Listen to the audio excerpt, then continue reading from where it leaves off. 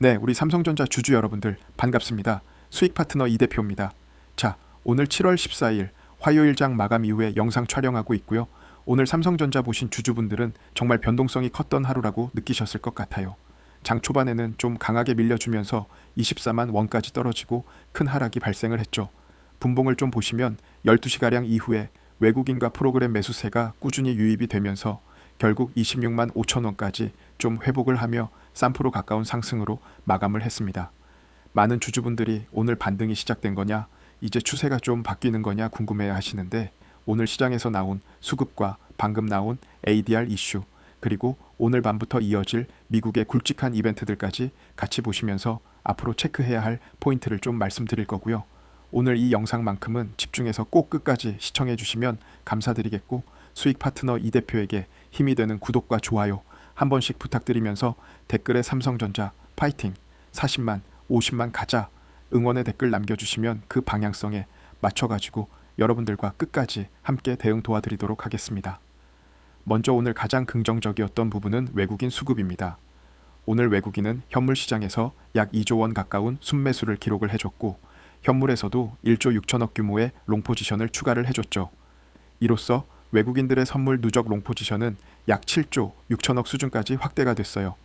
이 정도면 단순히 하루짜리 매수가가 아니라 국내 증시에 대한 방향성을 위로 보고 있다는 신호로 해석할 수가 있다는 거죠. 프로그램 매매 역시 장중 내내 우상향 흐름을 보이면서 꾸준한 매수세를 기록을 해준 상황이었고, 마지막엔 차익 실현 매물이 좀 나오긴 했지만 순매수가 6,500억가량인 걸 확인할 수가 있죠.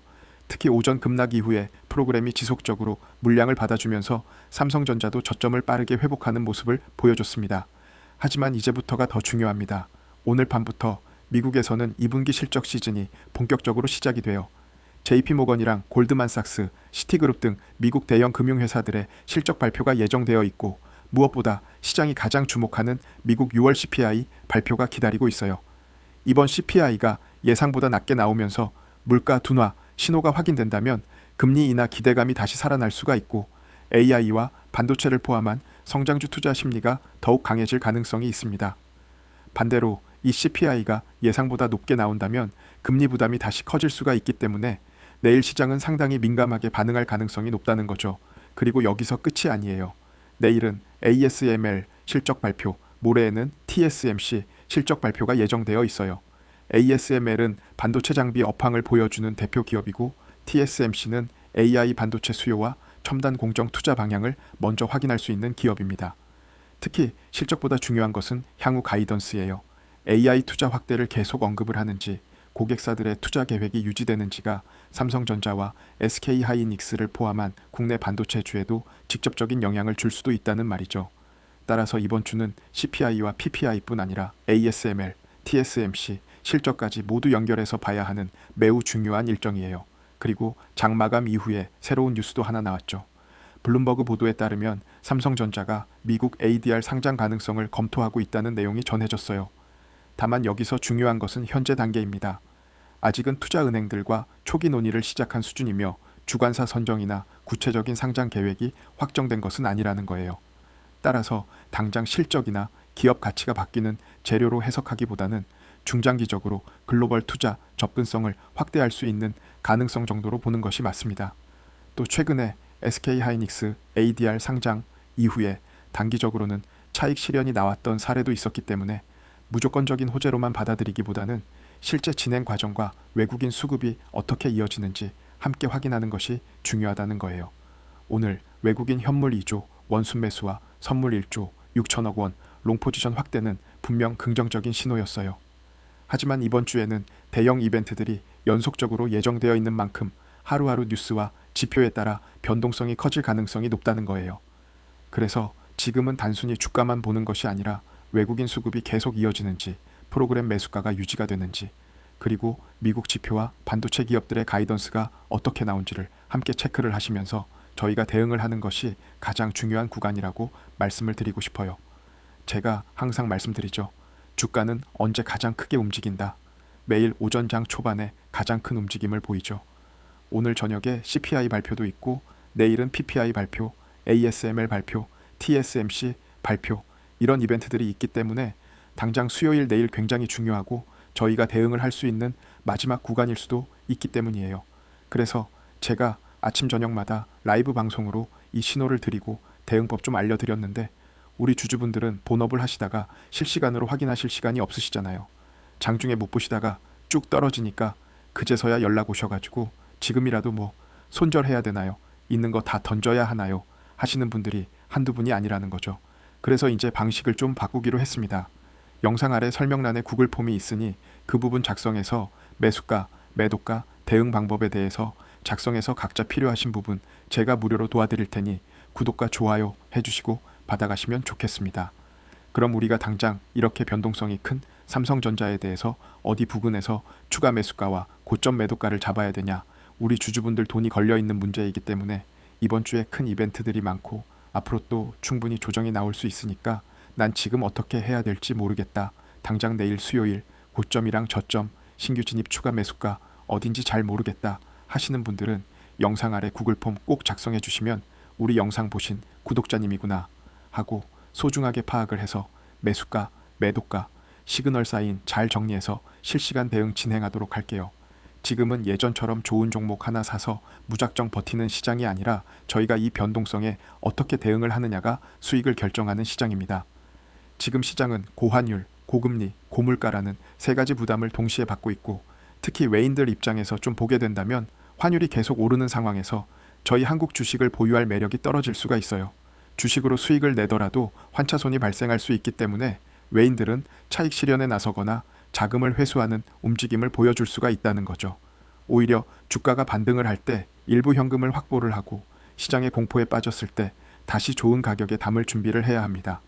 왜냐하면 많은 개인 투자자분들이 여기서 가장 많이 하는 실수 패턴이 있기 때문이에요.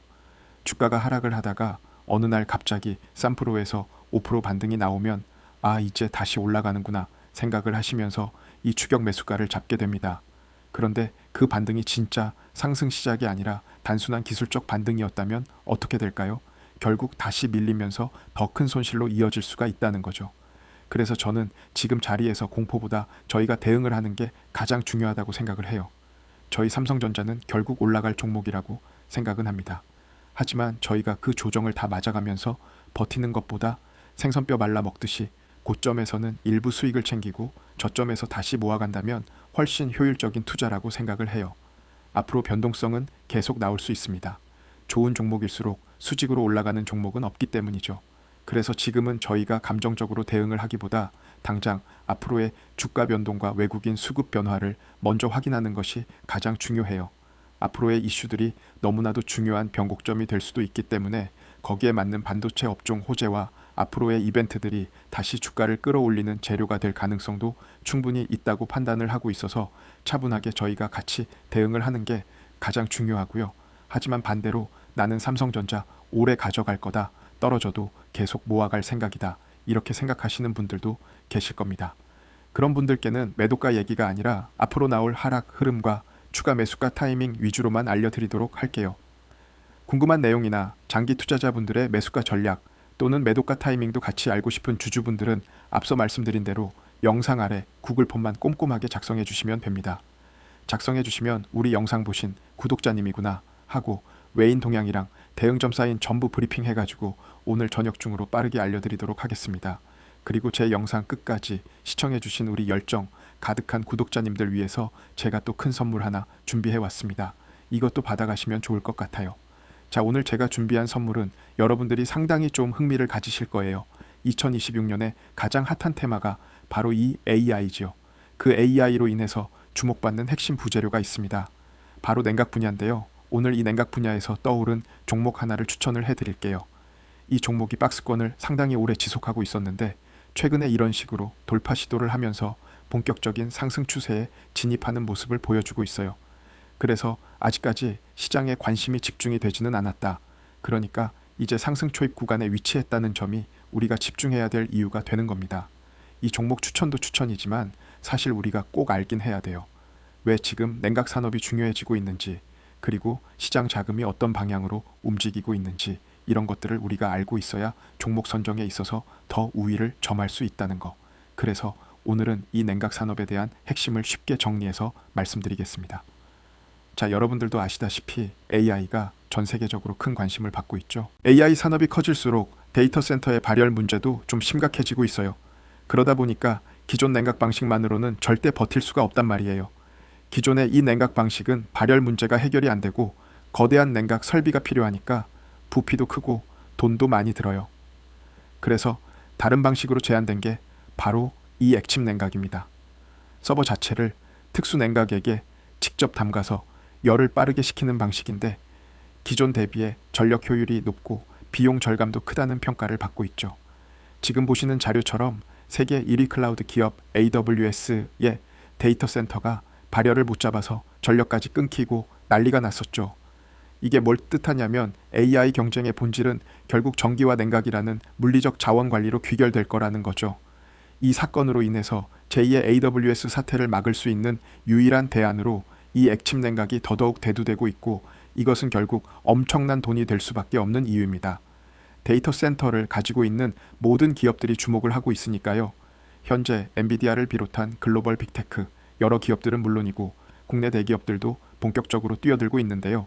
국내에서 이 액침 냉각 기술을 보유한 그리고 아직 이 테마 자체에 수혜를 받지 못해서 주목받지 못한 기업이 하나 있습니다.